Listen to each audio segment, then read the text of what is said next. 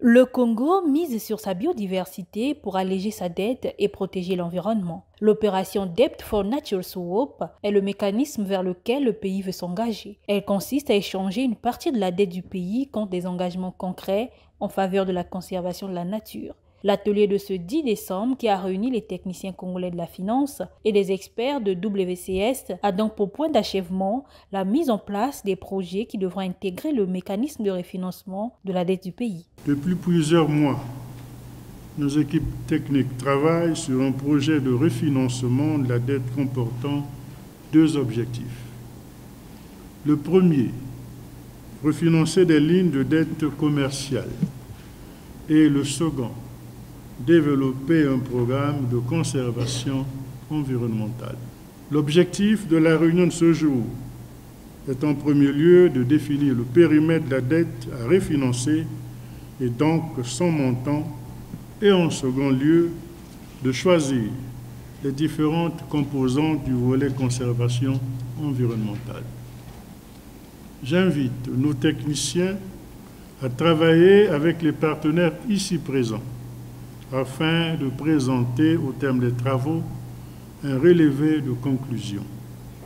Celui-ci fera l'objet d'un compte rendu que nous ferons à la haute attention de Monsieur le Premier ministre, chef du gouvernement, le mercredi 12 décembre 2024. La ministre de l'économie forestière, elle, s'est chargée de mettre en lumière les atouts naturels du pays, notamment ses vastes forêts tropicales, son incroyable biodiversité et son rôle crucial dans la régulation du climat mondial. Ces ressources pourraient donc devenir des piliers d'une économie verte, loin de la dépendance pétrolière. Avec 69% de notre territoire couvert de forêts, soit environ 23,5 millions d'hectares, nos écosystèmes jouent un rôle essentiel, premièrement, dans la production des biens et services.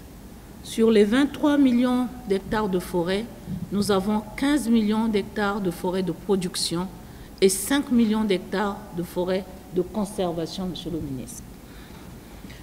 Ces forêts séquestrent le carbone qui, en absorbant à peu près 1,2 milliard de tonnes d'équivalent carbone chaque année. C'est un atout majeur donc pour la lutte contre le changement climatique. Ajoutez à cela, Monsieur le ministre et chers experts, notre pays, comme nous le savons, abrite une grande partie de tourbières du bassin du Congo qui représentent 30% des tourbières tropicales du monde. Ces écosystèmes couvrent environ 145 500 km², dont une proportion significative se trouve sur notre territoire. Nous avons ensuite, en sus, une côte maritime, comme nous le savons d'ailleurs, de 170 km.